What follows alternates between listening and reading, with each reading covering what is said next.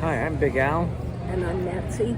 and it is a regular Red Bull day, and we're sitting in the airport heading to Iceland.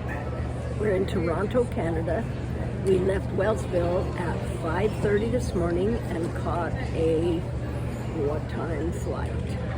7:30 flight, 9 o'clock 9 flight. o'clock something. flight, yep. So here we are, it's like 11 o'clock at night, sitting in Toronto. I'm gonna take a red eye into Iceland. We're here with Ashley and Chad, and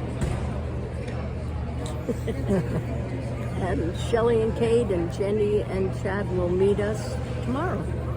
Okay, here we go. In Salt Lake, they had to bus us out to the airplane. Kind of weird. So the flight to Toronto was pretty good. It was a 5-hour flight. We landed about 3 p.m. with all the time changes. Then we had an 8-hour layover. So we stored our luggage at the airport. And then we were able to leave the airport We took the train, which runs backwards.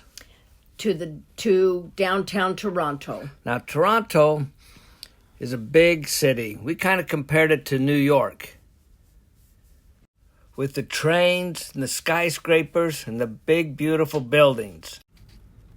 Chad had made 2-hour dinner reservations for us, so we made our way to the top of the Space Needle, which they call the CN Tower. The Space Needle, or the CN Tower, is 680 meters to the top. Not 680 miles, but 680 meters. It was a beautiful view going up 680 meters to the top. The restaurant is called 360 because it turns 360 degrees as you eat. You can see all of Toronto and Lake Ontario as you go around this beautiful city. Dinner was excellent.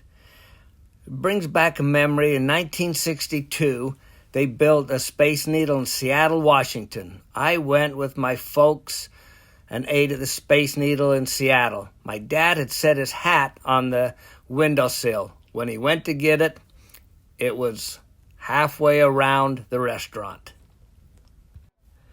On the way down, we stood on the glass floor. That made our butts pucker. We took the train back to the airport. We got on the red-eye flight for Iceland. It was the worst trip of my life.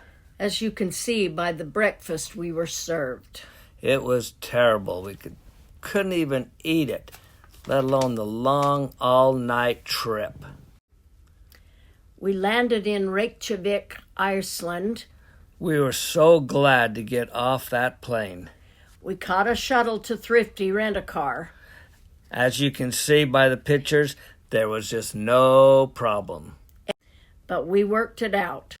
Chad and Ashley did a lot of work and research for our trip. They took us to a fabulous bakery, Bross and Company. Got a warm sweet roll and a delicious ham croissant.